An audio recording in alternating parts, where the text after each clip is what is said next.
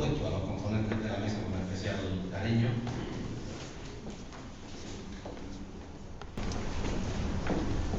Una brevísima introducción. Nos reúne el amor por la aeronáutica, el amor por la astronáutica. Fuera de toda posición personal, todo cargo que tengamos o hayamos tenido en determinadas empresas, lo que hoy nos une es la unión a través de la aeronáutica y de la astronáutica, la pasión que todos sentimos dentro. Al final me explayaré un peletín, pero no quiero perder el tiempo porque nuestros invitados, todos ustedes, tienen cosas que hacer esta tarde y mañana temprano.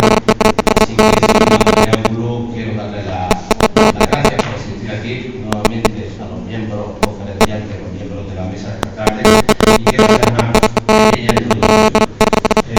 Tengo aquí a mi izquierda José Luis Rodríguez Castañeda, que es, entre otras cosas, vocal de esta tarde. Yo soy el presidente de la SAE, Abuelita. Os calláis, como en la escuela, os tengo que... Tenemos el placer, el inmenso honor de acoger hoy con nosotros a don Daniel Calleja, director general de Industria. Muchas gracias por estar con nosotros. Es un placer, es el conferenciante estrella, que es el que nos ha llamado a todos. Y por supuesto, darle las gracias entrañables a Isaías Ramón por estar aquí con nosotros. Es un espaldarazo, como si no tengo 5 minutos, para la Sociedad Aeronáutica Española, que estáis los dos, que estás tú, Isaías, y a don Antonio Viñolo, mi querido amigo y compañero, que somos amigos y compañeros de toda la vida, y que es el secretario del TEDAI y que también está compartiendo con nosotros. Y finalmente llega Juanma Gallego, que siempre llega tarde, que es el vicepresidente de la SAE. De manera que en nombre de toda la mesa que ya está constituida, y en nombre del agua, que también está aquí, está constituido, muchas gracias por estar aquí, muchas gracias por su presencia y espero que disfrutemos esta tarde y que, si es posible, saquemos un poquito más de amor por la aeronáutica, que como decía antes, como lo que nos une. De manera que tienes la palabra. Perdón. El querido amigo don Antonio Viñolo va a ser la presentación de Daniel. Buenas tardes a todos. A mí es una responsabilidad introducir a Daniel Calleja, pero tengo que decir que he tenido la suerte y el privilegio de conocerle desde mi estancia en Bruselas en el año 95. Ya sabéis, en su currículum está, no voy a hacer énfasis en lo que el ambiente de carrera que ha desarrollado dentro de la Comisión Europea. Quiero poner varias anécdotas que yo he tenido personalmente con él, independientemente, bueno, ya sabéis que es abogado, diplomado en Administración de Empresas por una serie de comillas, es de los pioneros españoles en la Comisión, desde España asumió entonces la Comunidad Económica Europea. Y yo en mis relaciones, cuando abrí la oficina de casa en Bruselas, pues estaba de jefe de gabinete de Marcelino Oreja, que en aquel momento tenía competencias de comunicación, pero Daniel Calleja tenía ya cosas de transporte, y con lo cual pues, hablamos con él de muchas cosas que tenían que ver con el transporte. Luego pasó a jefe de gabinete de Loyola de Palacio, y la industria fuimos a verle para hablar de Galileo. Cogió Galileo debajo de su brazo, habló con la comisaria y en un momento determinado en donde había dificultades financieras muy fuertes para financiar Galileo, él vendió a la comisaria de Palacios, que le puso los ovarios encima de la mesa para decir, o esto me lo aprueba la comisión de financiación o yo me retiro. Y ganó aquel momento. Después fuimos a hablarle de Cesar. Y Cesar pues, también lo cogió junto con una persona que está aquí, que en aquel momento era director general de Eurocontrol, que es el doctor Aguado. Y entre los dos, la industria y los dos lanzaron Cesar. Luego, como director de transporte aéreo, pues ha sido responsable del cielo único, ha negociado acuerdos bilaterales con muchos países entre la Unión Europea y esos países, y además, cuando estaba de jefe de gabinete y como director de transporte aéreo, con como funciona la comisión que es colegiada, pues, por ejemplo, ha sido un defensor de la aeronáutica cuando había que discutir las dotaciones presupuestarias a los programas marcos. Siempre nos ha ayudado. Tengo que decir que además Daniel Calleja es una persona a la cual la llamas, si no está, siempre devuelve las llamadas. Y yo creo que se va a llamar a la vocación aeronáutica, porque desde muy pequeñito es seguidor inquebrantable del Atlético de Aviación. Pues tiene algo que ver con Daniel. Muchas gracias por estar aquí. No quiero quitar el tiempo. Muchísimas gracias y quisiera agradecer a la Sociedad Aeronáutica Española su invitación para pronunciar hoy esta conferencia. Quisiera agradecerles a todos su presencia aquí. Yo creo que un día como hoy, tan fantástico, tan soleado, sobre todo los que vivimos en Bruselas, aprecio muchísimo su presencia aquí. Esto sí que es amor por la aviación, de venir a escuchar una conferencia. Creo que decía Eugenio Dodge, en Madrid a las 7 de la tarde o das una conferencia o te la dan. Entonces, ustedes han preferido venir a que se la den. Y bueno, cuando ve uno las alternativas del día, pues yo agradezco muchísimo su presencia. Es además un gran honor y un doble placer, porque para las personas que vivimos fuera, que trabajamos en las instituciones europeas, y en mi caso además madrileño, pues el tener la oportunidad de venir a Madrid pues es un gran placer, pero además, si se trata además de hablar del sector aeronáutico y de compartir con ustedes algunas reflexiones, pues esto es un doble placer. Es un placer casi insuperable, diría yo. También quisiera agradecer a Antonio Viñolo sus palabras. Sus elogios han revelado algunos secretos del código genético, eso es el tema del Atlético, somos sufridores algunos de los que estamos aquí, pero sobre todo habrán visto que lo que es por encima de todo, como han podido comprobar, lo que es muy buen amigo desde muchos años. Yo quisiera, a lo largo de mi exposición, analizar muy brevemente la situación del sector aeronáutico, cuáles son los grandes rasgos a nivel de la Unión Europea, pero sobre todo compartir con ustedes lo que considero que son los grandes desafíos que la industria tendrá que hacer frente en los próximos años. Y me voy a referir tanto a la industria aeronáutica como al sector del transporte aéreo. No voy a cubrir ni la política, la defensa, la industria de defensa, ni el espacio, primero porque sería imposible, estaríamos aquí muchísimas horas, y además porque así puede dar lugar para una segunda parte, una segunda conferencia, y así si me invitan, estoy encantado de veniros. Y quisiera comenzar como hacía el presidente, recordando, decía que la aviación es una pasión. Yo creo que volar ha fascinado al ser humano a través de los tiempos. Y durante miles de años los hombres hemos contemplado cómo los pájaros, cómo los insectos se desplazan por el aire. Y ya tenemos citas en los filósofos griegos. Platón decía que el volar nos acerca a lo divino. Sócrates decía que para comprender mejor las cosas de la tierra era preciso volar, porque solo así al elevarse el hombre puede tener una visión completa del mundo en que vive. En todas las culturas, en todas las civilizaciones, a través de los tiempos, siempre se ha considerado el volar, como la aviación, un atributo de la divinidad.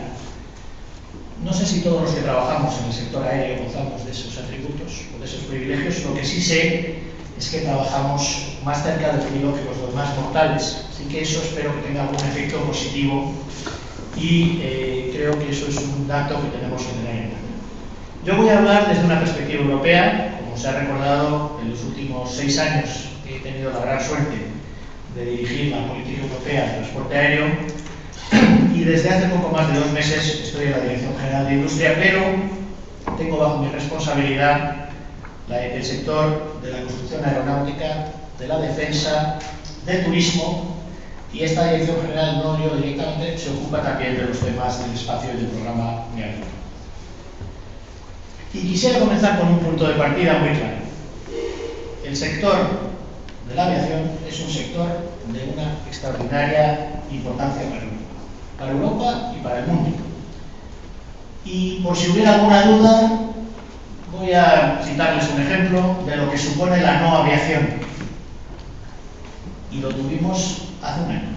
Hace un año por estas fechas, como consecuencia de la erupción del volcán islandés, de nombre impronunciable, yo he aprendido a pronunciarlo, porque pasé 5 días en Eurocontrol trabajando con los colegas de Eurocontrol para abrir el espacio aéreo, por consecuencia de la erupción de Eyjafjallajökull, hubo 100.000 vuelos anulados, hubo 10 millones de pasajeros afectados, hubo pérdidas millonarias de las compañías aéreas, hubo problemas de desabastecimiento. Se demostró que el sector aéreo es un sector vital, es un sector fundamental, no solamente para la economía, no solamente para las empresas, sino también para los ciudadanos. Que la falta de aviación tiene unas consecuencias enormes. La industria aeronáutica europea es hoy una industria altamente competitiva a nivel mundial. Se halla a la vanguardia de la innovación y del desarrollo tecnológico. Y me van a permitir algunos datos que yo creo que ilustran esta agenda.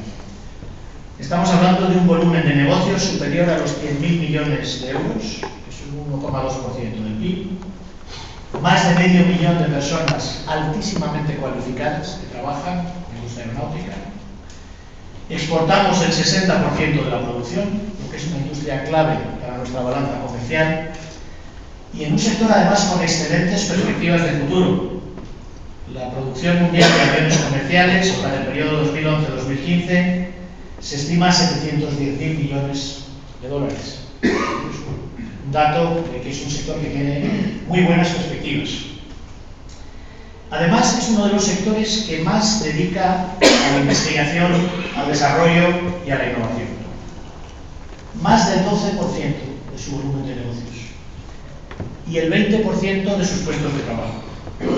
Y mediante la transferencia de tecnología contribuye a promover la innovación en muchos otros sectores. Y la industria aeronáutica sustenta además al sector del transporte aéreo. El sector del transporte aéreo anualmente presta sus servicios a 750 millones de pasajeros, estamos hablando del 35% del tráfico mundial, y transporta 10 millones de toneladas de carga. Proporciona 3 millones de empleo y las estimaciones son que se genera 6 puestos de trabajo directos por cada puesto de trabajo en este sector. Solamente con estas cifras hay que concluir que, primera conclusión, la aviación es un sector clave, es un sector estratégico para la economía europea y es además un sector vital para el liderazgo de Europa en la esfera internacional. Es un sector que desde el punto de vista de los poderes públicos a nivel europeo como a nivel nacional hay que otorgarle la máxima prioridad. Y mucho más aún en unos momentos de crisis económica sin precedentes. En unos momentos en los que la Unión Europea promueve su estrategia Europa 2020, en el que hay que apostar por una política industrial, en el que hay que apostar por la innovación, en el que hay que apostar por las nuevas tecnologías, por empleos de alto valor añadido. Es fundamental que promovamos una política decidida, coherente, porque este sector puede ser uno de los sectores claves que nos puede ayudar a salir de la crisis. Si Europa es capaz de apostar decididamente en la buena dirección, en aras de una política más coherente, más europea, yo creo que podemos conseguir resultados muy importantes. Y esto es así en estos momentos, no siempre fue así. Me van a permitir una brevísima recordatorio. Ya en los años 60 se hizo patente que ningún Estado europeo disponía de los recursos necesarios para alcanzar el importante nivel que sobre todo la industria estadounidense había alcanzado, que era indispensable unir fuerzas industriales en torno a grandes proyectos europeos. Fue así como Concorde y después Airbus se convirtieron en símbolos de la construcción europea. Y este esfuerzo de consolidación horizontal también se produjo en los años 90 y condujo también a la creación de grandes grupos europeos como EADS, y en otros países europeos también se ha avanzado en esa misma dirección. Creo que en España también se está trabajando en esa dirección y yo creo que es previsible que va a haber cambios importantes cara al futuro. Este esfuerzo, unido a importantes inversiones en investigación y desarrollo, ha permitido a Europa realizar progresos tecnológicos importantísimos. Y con un hándicap que tenemos en la Unión Europea, y es que la transferencia de tecnología militar es mucho más escasa que en el caso de los Estados Unidos, donde la industria militar tira de la industria civil. Por eso yo creo que hay que rendir homenaje a la industria europea por lo conseguido durante estos años. Empresas como Airbus, creada en el año 70, consiguió, al cabo de 3 décadas, constituirse en uno de los 2 líderes industriales mundiales. Y en 2001 llegó incluso a adelantar a Boeing, y hasta la fecha Airbus ha vendido cerca de 5.100 aparatos a 250 clientes. Cada 10 segundos despega un Airbus en el mundo. Esto creo que tiene un mérito importantísimo. Y Europa no solo ha conseguido imponerse en el ámbito de los aviones de medio y largo alcance, sino que también es una potencia mundial en otros sectores, helicópteros, motores o equipos. Es verdad que en los aviones regionales, en aviones de negocios, tenemos una posición que no es tan fuerte, pero creo que ha habido una evolución muy positiva. ¿Y cuál es el gran desafío? El gran desafío, y luego entraremos en más detalle, el gran desafío es que la industria europea, la industria aeronáutica, que ha tenido que lanzar toda una serie de programas, con la desaceleración económica, ha sido víctima de la crisis, tiene que replantearse un poco la situación. Además hay un problema importantísimo que los aquí presentes que trabajan en este sector lo conocen bien, y es que la relación con el tipo de cambio del dólar también fragiliza enormemente a la industria aeronáutica. Y ello hace que los márgenes de beneficio de la industria europea sean mucho más bajos que los de la industria estadounidense. Menos del 4% frente a más del 11%. Pese a todo, insisto, la industria aeronáutica europea tiene productos excelentes, tiene capacidad de inversión y, a pesar de la crisis, tiene unas perspectivas muy positivas. Sobre todo en un momento en que el mercado mundial tiene unas perspectivas positivas. Una vez se supere la crisis, ya estamos viendo un aumento del tráfico aéreo. Hay previsiones que hablan de un 5% anual durante los próximos 20 años. Hay que renovar la flota y hay que mejorar los aviones. Hay que tener en cuenta el precio del queroseno y tener cada vez unas prestaciones medioambientales y de rendimiento más eficientes. Y también habrá que hacer frente a los nuevos mercados. Y hay países emergentes muy importantes que se están desarrollando.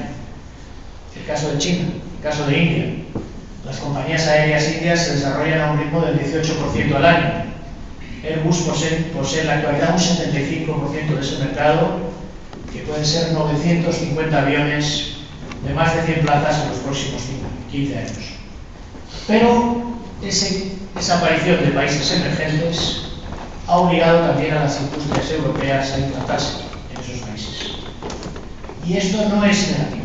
Algunas personas perciben que el fenómeno de las deslocalizaciones es negativo. La Comisión Europea piensa que es importante promover la cooperación, hay que invertir en estos países y que es importante seguir siendo competitivos. Lo que ocurre es que tendremos que tomar una serie de precauciones para mantener el equilibrio entre los intereses comerciales y los riesgos de transferencia tecnológica. Pero habrá que prepararse para una competencia creciente. Esta posición privilegiada de duopolio va a costar mantenerla y hay unas acciones ya en preparación en China, en India, en Canadá, en Brasil, en Rusia, que lógicamente quieren desarrollar su industria, aunque están en situación muy diferente, y nuestro reto debe ser preservar la posición privilegiada de Europa de cara al futuro. Y ahora me gustaría pasar al transporte aéreo. Esto era una referencia a la industria aeronáutica para poner sobre la mesa los principales problemas. Yo creo que en el transporte aéreo ya vimos desde los inicios de la aviación la dimensión global, ese factor de la aviación como medio de transporte privilegiado para unir países, para unir continentes, y creo que ahí también la Unión Europea ocupa en estos momentos un lugar muy importante. Y sin embargo, olvidamos que hace apenas 15 años eso no era el caso. Europa era un mercado dividido, un mercado ineficiente, con constantes intervenciones estatales, con restricciones de tarifas, de mercados, con monopolios nacionales que excluían la competencia. No era posible, por ejemplo, abrir compañías aéreas y operar libremente entre los países. No era posible ofrecer precios. Yo creo que el gran éxito de la Unión Europea fue entre 1987 y 1992 liberalizar el mercado interior de la aviación y conseguir, a través de los 3 paquetes de liberalización, que el número total de rutas en la Unión Europea se haya multiplicado por 2, que además de estas rutas, aquellas que sirven 2 o más puntos dentro de la Unión Europea se haya multiplicado por 3, y que el número de las rutas intracomunitarias en las que hay más de 2 operadores, y eso es la competencia cuando tienes más de 2, se haya multiplicado por 4. ¿Qué quiere decir esto? Que tenemos más competencia, más opciones para el consumidor, y el incremento de la oferta ha llevado a una gama más amplia de productos y de tarifas bajas. Y quizá el fenómeno más emblemático sean las compañías low cost. Compañías low cost que no existían, no podían existir hasta que se liberalizó el mercado interior, que en el año 97 era poco menos del 1% y que hoy tienen ya más del 30% del mercado y en muchos países ocupan unas posiciones prioritarias. Las compañías low cost muchas veces se quejan de la Comisión. Nosotros les decimos, pero si nosotros somos los padres de la liberalización, si gracias a los paquetes de liberalización hemos hecho posible que el señor Olin y las compañías low cost pudieran establecerse. En una reunión con el comisario Barrot me decía el comisario, pero ¿por qué se quejan tanto? El señor Olin dice, pues están contentos. Los hijos también se quejan mucho de los padres. Los padres tienen que ser pacientes, porque en el fondo lo que hemos hecho a través de la apertura de mercados es facilitar a los consumidores nuevas posibilidades, nuevas rutas, nuevas ofertas. Y estamos hablando de un mercado interior de 500 millones de personas, de 27 países compartiendo un espacio común. El título de la conferencia son los desafíos, y voy a pasar a desarrollar los que creo que son los grandes desafíos ante los que nos enfrentamos. Si estuviéramos en Francia, desde un punto de vista cartesiano, siempre hay que decir que hay 3 desafíos. Yo, haciendo grandes esfuerzos, no he conseguido que sean 3. Me han salido 6, pero como estamos en España me van a permitir que en vez de 3 sean 6, porque ya verán que hay mucho más de 3 y seguramente me dejaré algunos en el tintero. Primer gran desafío es el de la competitividad. ¿Cuál es nuestro primer desafío? Tenemos que conseguir incrementar la competitividad de las empresas europeas. No podemos tener un mercado único que funcione si no tenemos empresas competitivas, empresas que sean capaces de generar ingresos, de invertir y de ofrecer un servicio a los consumidores y de operar de forma eficiente. Y para ello, la Comisión propone trabajar en 3 grandes direcciones. En primer lugar, hay que mantener una política estricta de competencia dentro del mercado interior y de control de las ayudas de Estado. No podemos volver a subsidios, a mecanismos que distorsionan el mercado. Hay que mantener eso que los ingleses llaman un level playing field, y hay que mantener, la Comisión tiene ahí una posición muy firme, hay que mantener una política que garantice que las reglas del mercado exterior no sean disminuidas. Segunda línea de acción, profundizar la liberalización, revisar, simplificar y mejorar las reglas existentes. Y si podemos reducirlas y eliminar mucha sobreregulación, así es. Hemos revisado el tercer paquete, ya no hay 3 reglamentos, solo hay 1. Vamos a revisar los reglamentos sobre los slots, sobre el ground handling. Hay que modernizar constantemente la legislación europea. Y si alguna de estas normativas no tiene ya sentido, pues hay que estar incluso dispuestos, no pasa nada, a suprimirla, porque tenemos que conseguir que nuestros operadores puedan operar en condiciones de máxima eficiencia. Pero luego hay una tercera dimensión que es muy importante, que es la dimensión exterior. El sector de la aviación no es un sector normal. En otros sectores las compañías aéreas pueden comprarse, pueden venderse, no las compañías aéreas, los bancos, las compañías de seguros, las compañías de telecomunicaciones. En el mundo de la aviación sigue habiendo restricciones a la propiedad y al control de las compañías aéreas. La Unión Europea quiere que eso cambie a nivel mundial. Y lo estamos haciendo. Hemos hecho los acuerdos horizontales que han conseguido modificar las cláusulas de nacionalidad en los acuerdos bilaterales para que los países terceros reconozcan ya que ya no hay compañías españolas, francesas, italianas, sino que hay son compañías europeas. Ya sea la Comisión negociando con un país y cambiando todos los acuerdos de una sola vez, o los Estados miembros de forma individual. Y saludo entre el público a Eugenia Llorens, que durante años ha liderado las negociaciones con la gran brillantez por parte española. Hemos conseguido ya que más de 100 países de todo el mundo reconozcan a las compañías europeas y hemos modificado más de 1000 acuerdos bilaterales. Y esto es importantísimo porque esto permite a las compañías europeas acceder a nuevos mercados y eliminar esas restricciones. En segundo lugar, Europa tiene que dotarse de más masa crítica.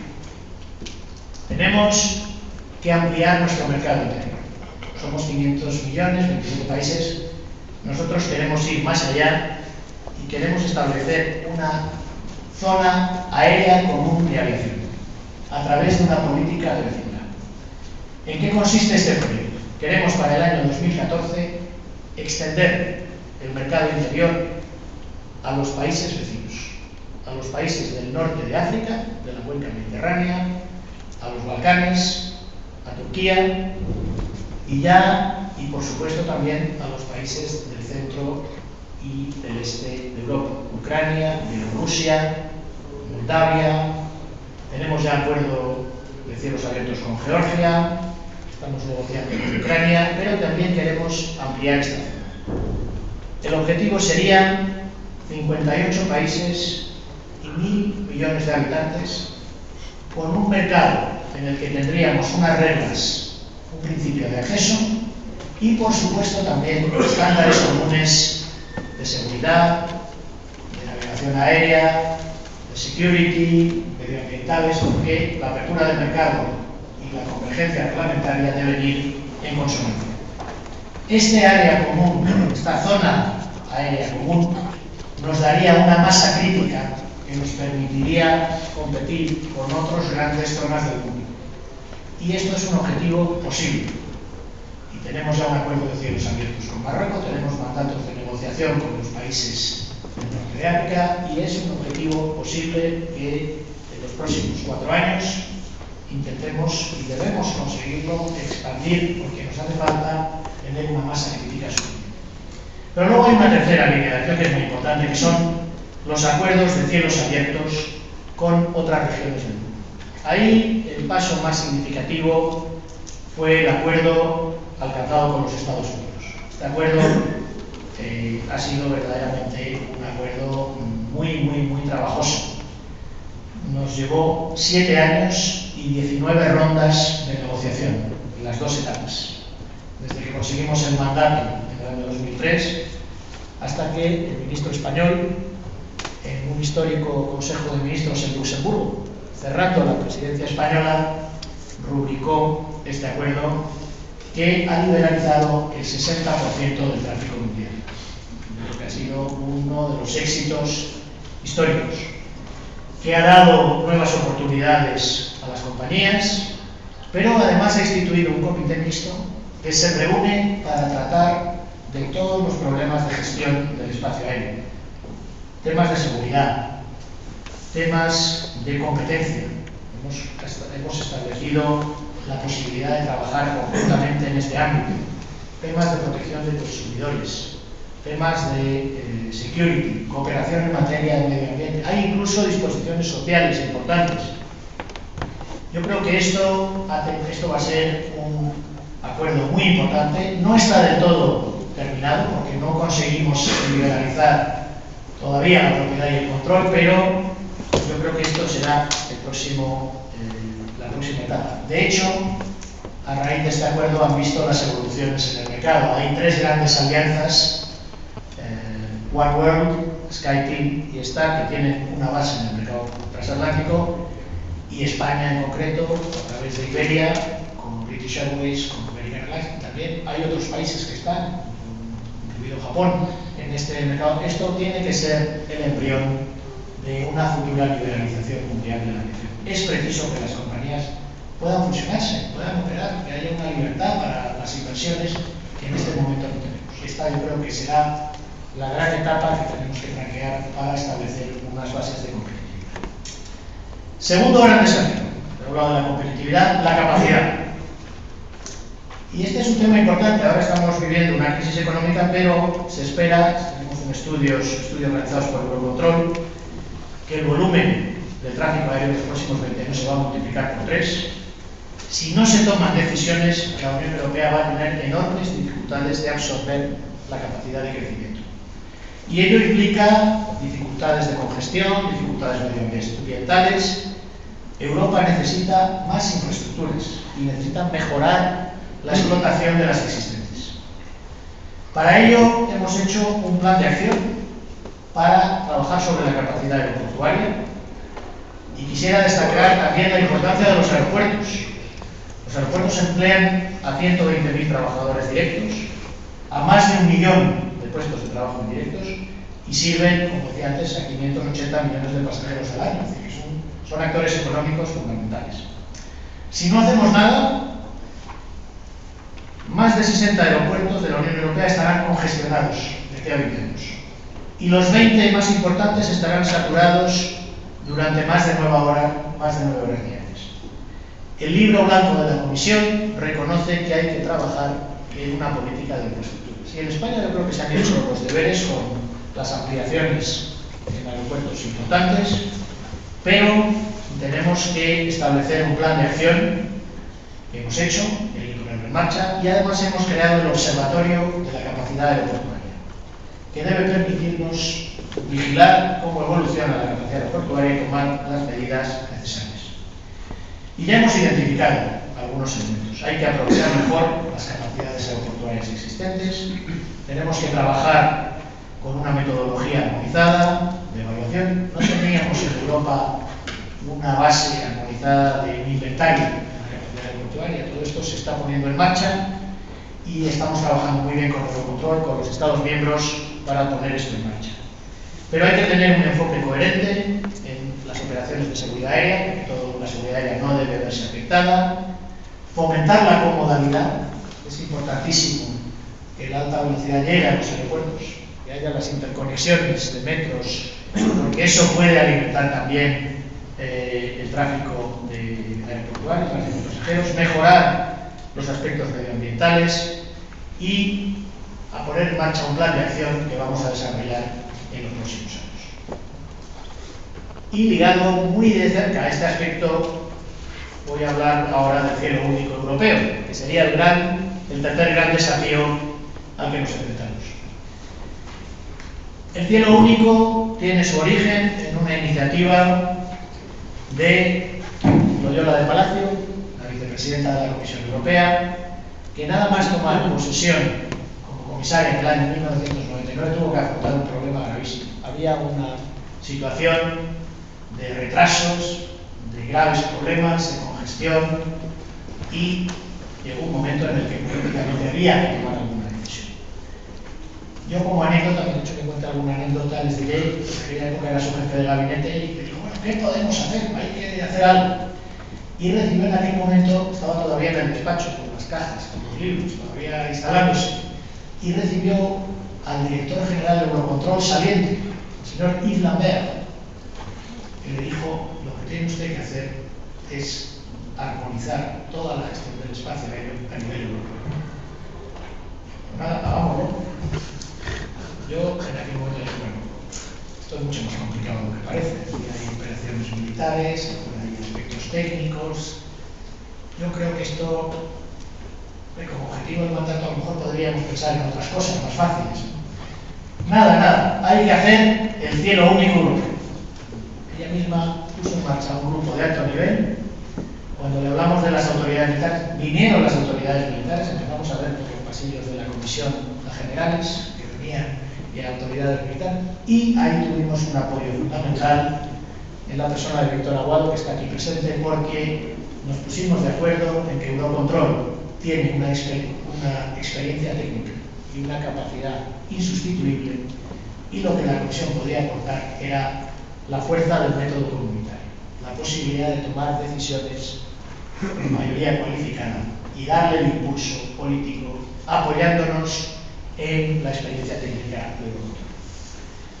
El origen del cielo único europeo, la Comisión lo puso sobre la mesa. Tenemos en Europa rutas y sectores diseñados exclusivamente de acuerdo con fronteras nacionales. Hemos hecho el mercado único, hemos hecho la moneda única, pero en los cielos europeos seguimos teniendo una gran fragmentación. Había un problema de tecnologías obsoletas en los sistemas de tráfico aéreo, multiplicación de sistemas distintos, altísimos costes de fragmentación. Siempre citamos, y hicimos de manifiesto en aquella época, la diferencia con Estados Unidos. Bueno, son ejemplos que pueden discutirse, pero es cierto que son capaces de hacer muchos más movimientos que nosotros, y el coste al final es el mismo, haciendo prácticamente el doble de movimientos. Los costes de no tener el cielo único en Europa se estiman en 4.000 millones de euros al año. 2.000 millones en fragmentación, 1.000 millones en ineficiencia y 1.300 millones de euros en progreso. Las rutas son 50 kilómetros más largas de lo que deberían ser. Y hay un ejemplo muy claro: las rutas domésticas nacionales son un 15% más eficientes que las intraeuropeas. Quiere decir que las fronteras juegan un papel. Y se estamos desperdiciando combustible y estamos incurriendo en retrasos que se podían evitar. Desde entonces, yo creo que se han hecho enormes progresos. Yo creo que el cielo único europeo es el gran reto que tenemos ante nosotros, que va a mejorar la gestión del tráfico aéreo desde una perspectiva europea, y ya no tenemos excusas. Ya hay un marco institucional, hay un paquete de reglamentos que van a establecer unos objetivos cuantificados que los Estados van a tener que poner en marcha, objetivos de capacidad, objetivos de eficiencia, objetivos de reducción de emisiones, objetivos también de seguridad. Esos objetivos se han acordado en el Comité Cielo Único Europeo. Hemos designado a Eurocontrol gestor de la red europea. Tenemos además todos los mecanismos institucionales necesarios apoyándonos, y todo el input técnico a través del comité, el Performance Review Committee, el comité que va a evaluar el rendimiento. Y quisiera agradecer también a España y a la presidencia española el éxito que tuvimos en la conferencia de Madrid, que relanzó los trabajos del cielo único europeo. Hay además progresos muy importantes con los bloques de espacio funcionales, que los países pongan en su soberanía. El bloque funcional en España y Portugal hay que acelerarlo. Se firmó también el año pasado el bloque centroeuropeo, que es muy importante. Tenemos los 6 países de la Europa Central: Alemania, Francia, Holanda, Bélgica, Luxemburgo y Suiza.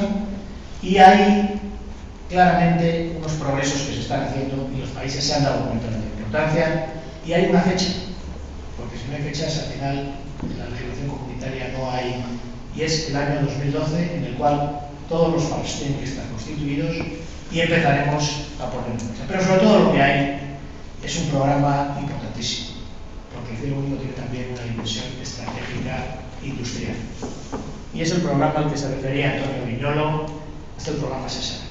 Gracias a Eurocontrol, gracias a la industria, hemos puesto un programa de 2.100 millones de euros, 700 millones de la Comisión, 700 Eurocontrol y 700 millones del sector privado, para establecer en Europa un nuevo sistema de navegación aérea basado en una red de comunicación segura y de gran capacidad, automatizando los procesos, integrando la navegación por satélite desde el despegue hasta el aterrizaje, optimizando también los pasillos y rutas aéreas, basándose en un modelo de partenariado público y privado.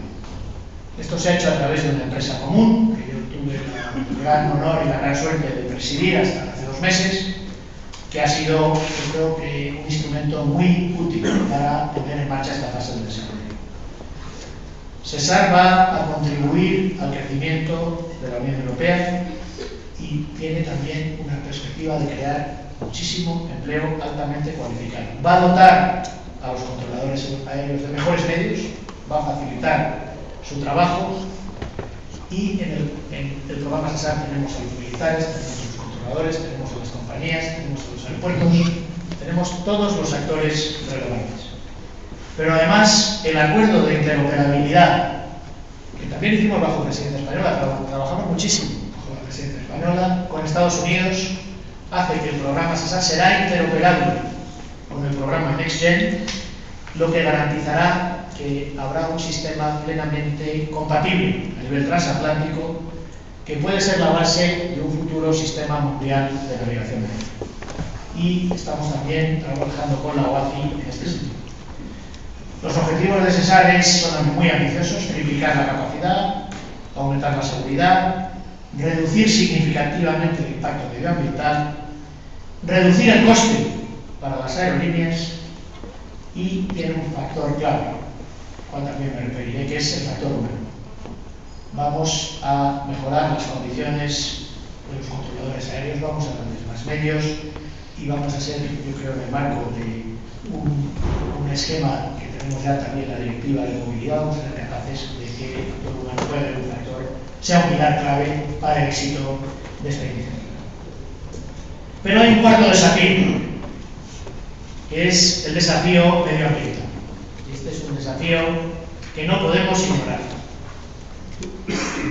Y hay que ser muy claros. La aviación solamente supone un 2% de las emisiones de CO2.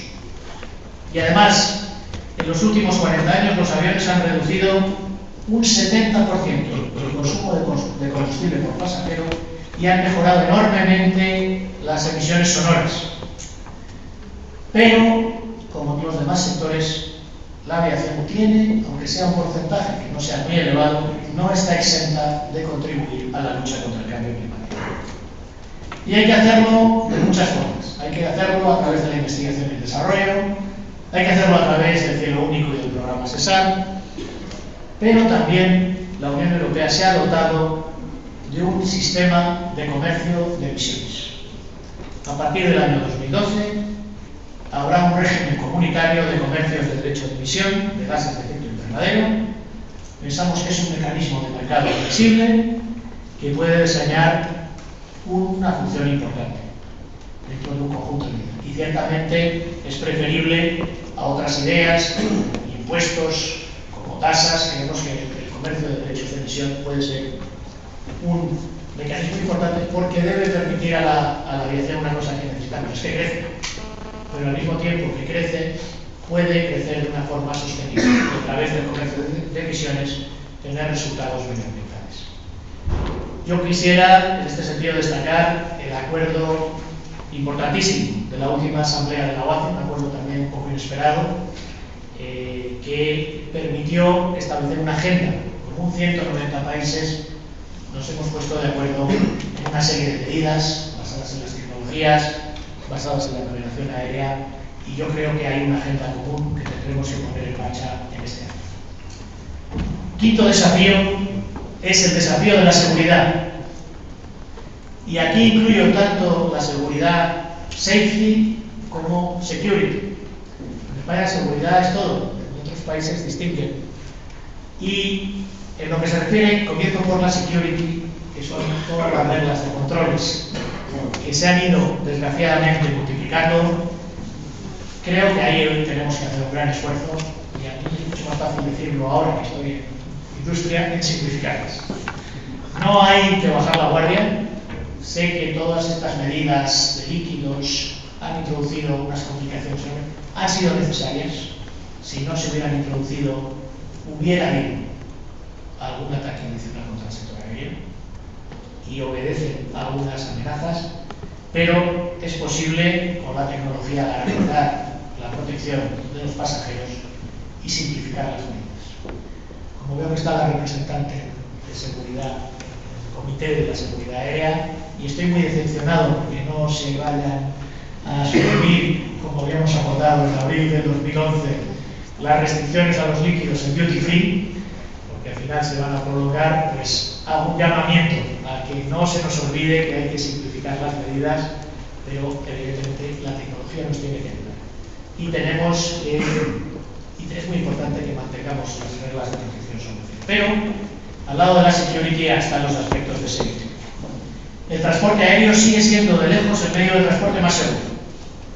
Cada víctima es una tragedia, pero si ustedes comparan el número de víctimas en accidentes aéreos sufridos en todo el mundo, en un año sigue siendo ridículo si lo comparamos con las personas que fallecen cada año en los accidentes de ferrocarril o de carretera. Pero la Unión Europea no es la región más segura del mundo. Debo decir que los Estados Unidos están por detrás. Entonces, hay que continuar trabajando. Por eso, y además con una perspectiva de aumento de movimientos, no podemos bajar la frontera. ¿Qué hemos hecho a nivel europeo? Creo que una de las medidas más importantes fue la creación de la Agencia de Seguridad Europea en Polonia, que se constituyó en 2002, que va a ser una agencia que va a tener unas competencias tanto en la certificación de aviones como en todo lo que se refiere a las licencias de pilotos, como a la certificación de aeropuertos, y se ha acordado también en lo que se refiere a la certificación del control del tráfico aéreo. Dado que la aviación es un fenómeno global, es preciso también un enfoque global, un sistema que los ingleses llaman Total System Approach, es decir, un enfoque total. Y yo creo que la agencia es un instrumento útil. Ha comenzado, siempre y cuando un nuevo instrumento comienza, hay que apoyarlo. Quiero también destacar que en España también existe una agencia que ha hecho unos pasos muy importantes y que creo que está trabajando muy bien, y que el futuro de la Unión Europea en materia de seguridad pasa necesariamente por la Agencia de Seguridad Aérea, trabajando en partenariado con los Estados Unidos. Pero no basta con tener una agencia a nivel europeo. Cuando vemos que la aviación es un fenómeno global y vemos lo que ocurre fuera de nuestras fronteras, tenemos que tener mecanismos complementarios. Y un primer mecanismo muy importante es el reforzamiento de las inspecciones SAF.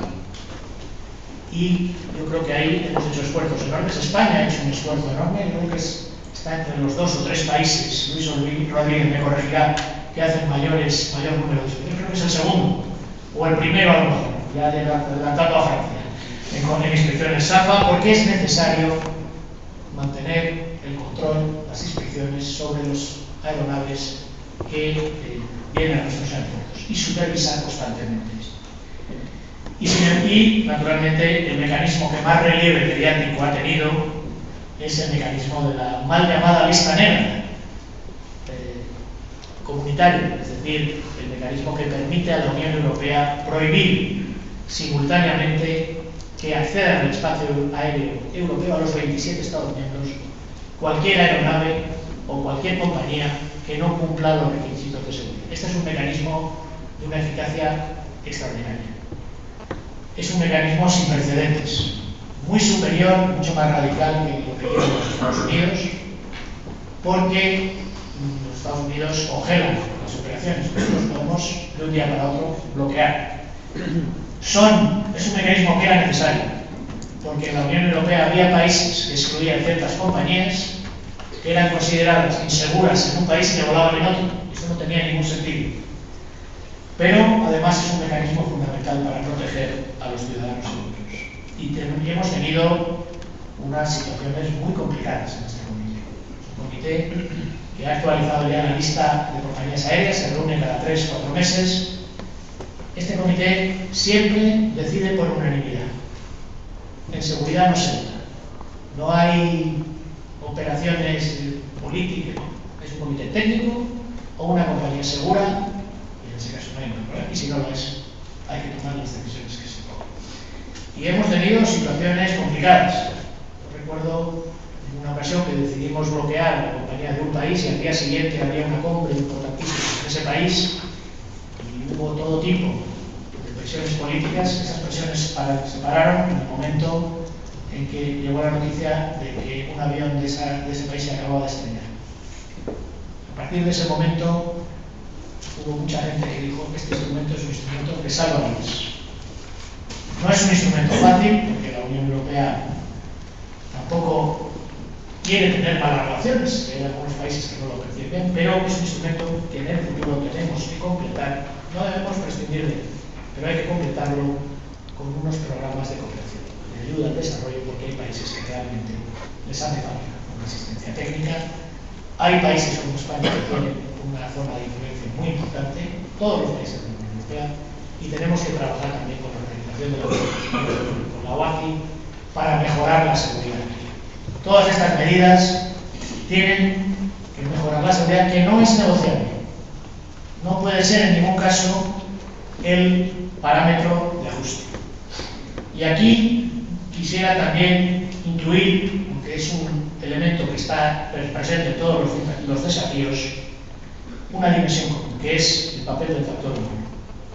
Las exigencias de formación de los profesionales en materia de formación, en todos los ámbitos, en materia de seguridad, en materia de cielo único, en materia de medio ambiente, son fundamentales. Y en Europa tenemos que hacer más con la formación, tenemos que ser capaces de tener los mejores profesionales en un sector punta.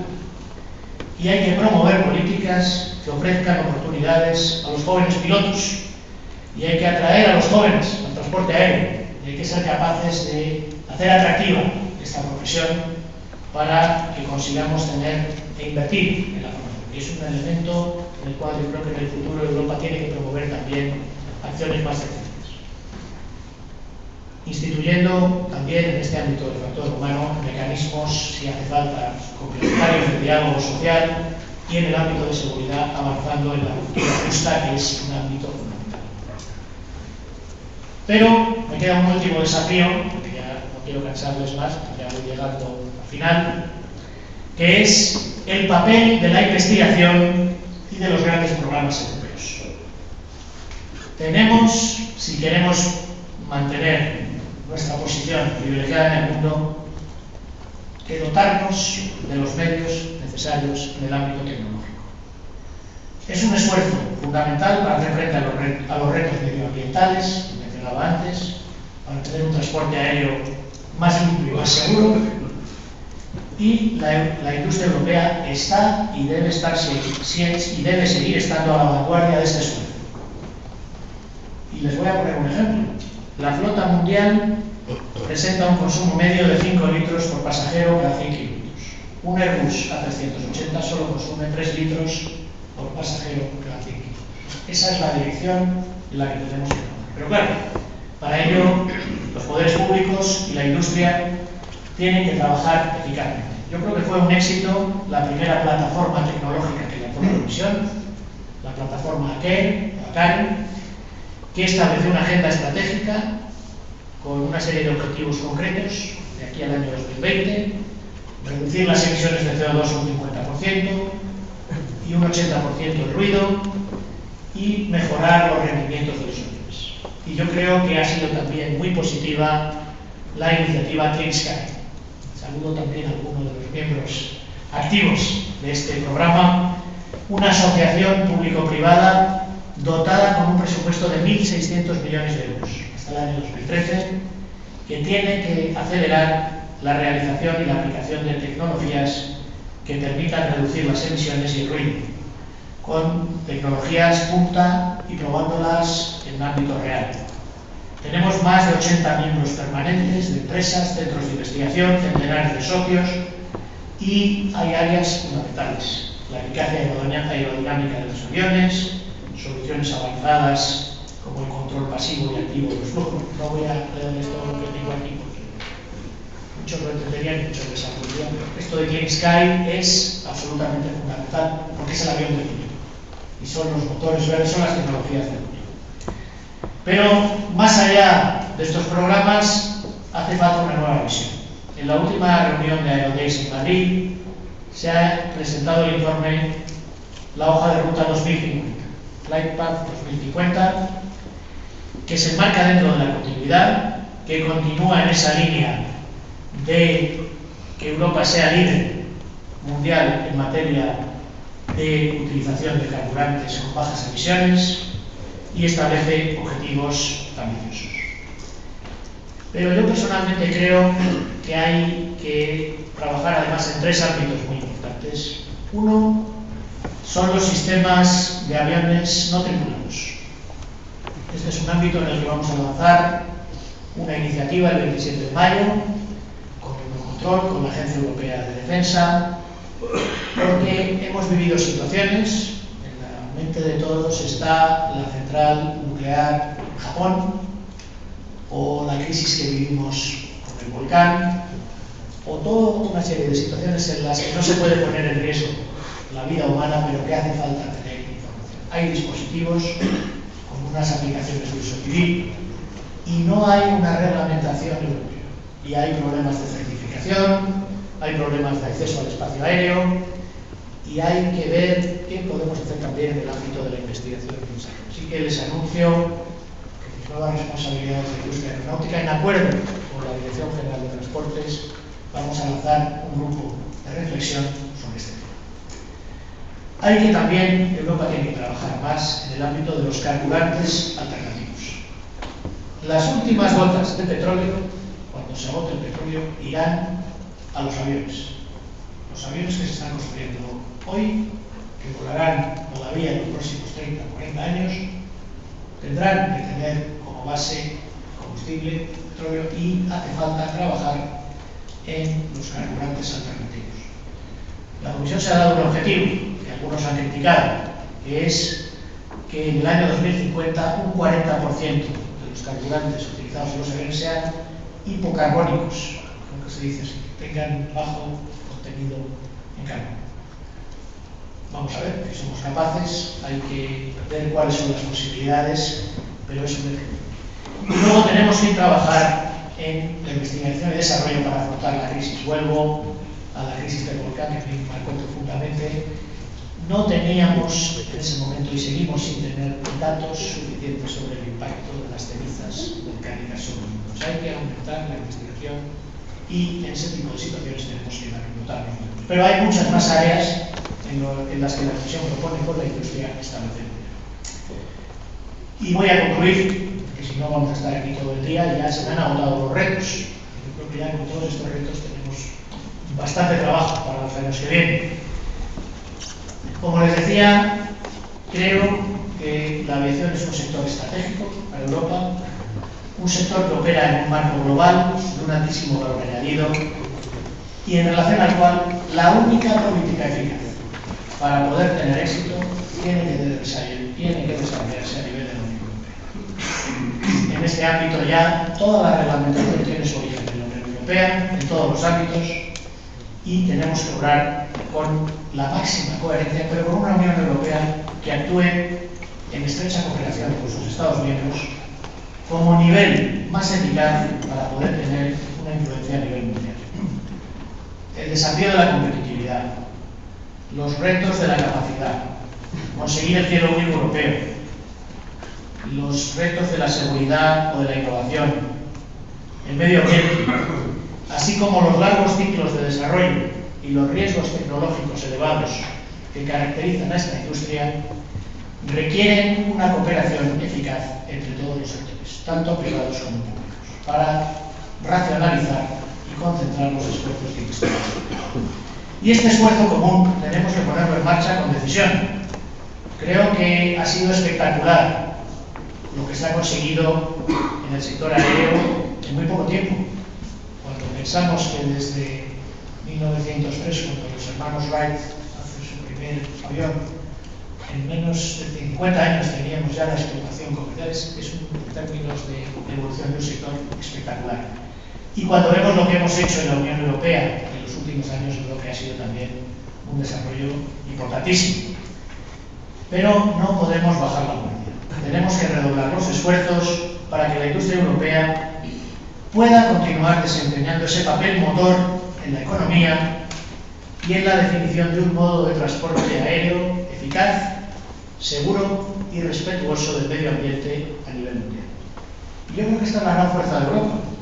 Tenemos un marco común Tenemos normas e instituciones que cubren prácticamente todo el sector y lo que tenemos que hacer también es ahora conseguir que en nuestras relaciones con otras regiones del mundo y en el marco de la OACI alcancemos un grado de cohesión que permita reglas globales en el ámbito mundial, porque la aviación no puede estar sometida a normas fragmentadas según la región. Y pese a que la aviación civil todavía no es una industria normal, tenemos que normalizar con el régimen de inversiones y control, también tenemos que tener en cuenta que es una industria muy expuesta a los choques externos. Cuando ven las fluctuaciones del petróleo, las pandemias, el terrorismo, los volcanes, sobre todo cuando alguno está en Europa, tenemos que conseguir aumentar su competitividad a lo largo de toda la cadena de producción y trabajar en ese ámbito. La Comisión va a continuar con sus esfuerzos para suprimir barreras y yo creo que hace falta que en el futuro continuemos con ese enfoque coherente, pero sobre todo movilizando grandes proyectos innovadores con los recursos necesarios a escala europea para alimentar ese desarrollo futuro. Al contemplar los primeros 100 años de la historia de la aviación, decía el visionario y piloto Dick Mutan que parece tentador que ya se ha inventado todo. Sin embargo, ahora estamos justo en la frontera que separa el descubrimiento de la invención. Él decía, es una época apasionante. Yo pienso que en estos momentos, las personas que compartimos esta pasión por la aviación, nos encontramos también ante esa nueva frontera. Y es la frontera que separa a los innovadores y a los emprendedores del éxito frente a los que prefieren esperar y ver. Y como en la Unión Europea no nos gustan las fronteras y el cielo único europeo persigue precisamente el abolirlas, yo les propongo que crucemos juntos esa frontera para ganar los desafíos del siglo XXI. Muchas gracias.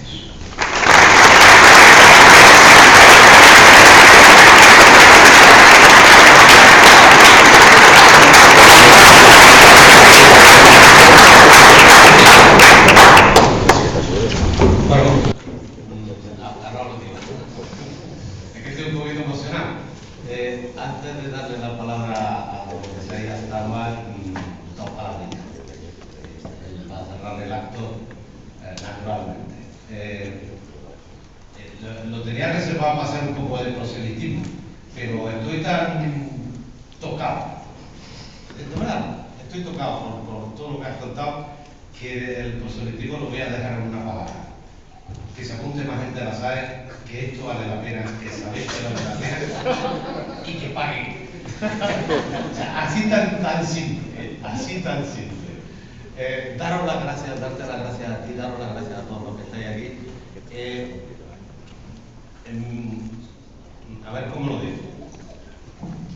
Cuando ves la asistencia de la gente, que es lo que persigue la sociedad aeronáutica española, echas así una mirada y ves de todo el tipo. Ves desde fotógrafos, periodistas, historiadores, abogados, ingenieros por supuesto, controladores, pilotos, todo personal, o casi todas las actividades en donde la aeronáutica tiene un denominador común que están aquí representadas, la verdad es que te emociona. Ver que yo creo que estamos haciendo algo importante y lo comentábamos antes de comenzar la conferencia. A donde quiero ir es, me has tocado la fibra sensible. Comenzabas hablando de la ilusión, la pasión por volar, por despegarse de la tierra. Has tocado todos los retos de despegarse de la tierra.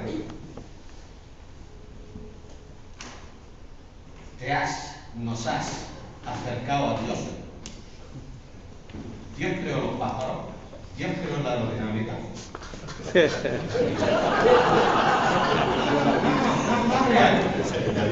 Y cuando ves, por ejemplo, los programas de naturaleza, miles de pájaros despegando sin te choquen los unos a los otros. Con controladores internos, con sistemas de control interno, y viendo que en tan poco tiempo, en una hora, ha tocado todos los aspectos de conseguir esa ilusión que tenemos todos los aquí presentes, de proporcionar a la sociedad del mundo, la oportunidad de volar con más frecuencia, más cómodo, con más seguridad, sin menos contaminación. Yo creo que no te has olvidado ninguno de los desafíos que tiene la industria aeronáutica.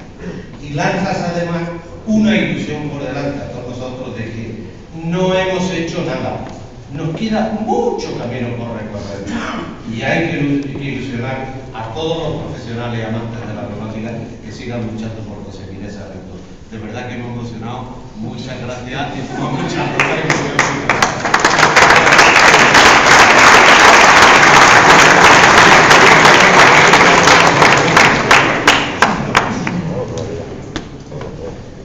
Tiene la palabra don Isaías Tavos. Bien, pues muchas gracias. Y lo primero que voy a hacer es contradecirte, porque yo no voy a cerrar. Voy a poner el intermedio en este acto, porque voy a recoger las palabras de Daniel Calleja, que nos ha dicho que quería volver a hacer otra conferencia, y yo quiero volver a que me dé otra conferencia. Y espero que todos ustedes también quieran volver a que les dé una conferencia sobre todos los aspectos de hecho que no tocaba hoy, pero que quería tocar. Por lo tanto, seré muy breve porque hemos venido a que nos den una conferencia, no que nos den dos o tres. Por lo tanto, pero le cojo la palabra a Daniel Calleja y espero que la asociación también le haya cogido la palabra. Por supuesto. Y que podamos llegar y volver a encontrarnos aquí, en un ambiente tan agradable como este, escuchando otro como este, pero un repaso como que he hecho hoy de todos los retos y toda la problemática del sector, que yo no repetiré, otras cosas porque lo haría mucho peor, y solo voy a decir que nosotros, hemos señalado en varias ocasiones a lo largo de la intervención, en la medida en que podemos, vamos cumpliendo, vamos desarrollando esos retos, las reformas en el sistema aeroportuario, las reformas en la navegación, las reformas, las mejoras en la seguridad, y por lo tanto estamos en ese camino, sabiendo que afortunadamente para los que estamos dedicados hoy en día a esto y a los que van a seguir dedicados, que no va a faltar trabajo en este ámbito de la administración para seguir impulsando esos retos que él ha marcado y que son apasionantes.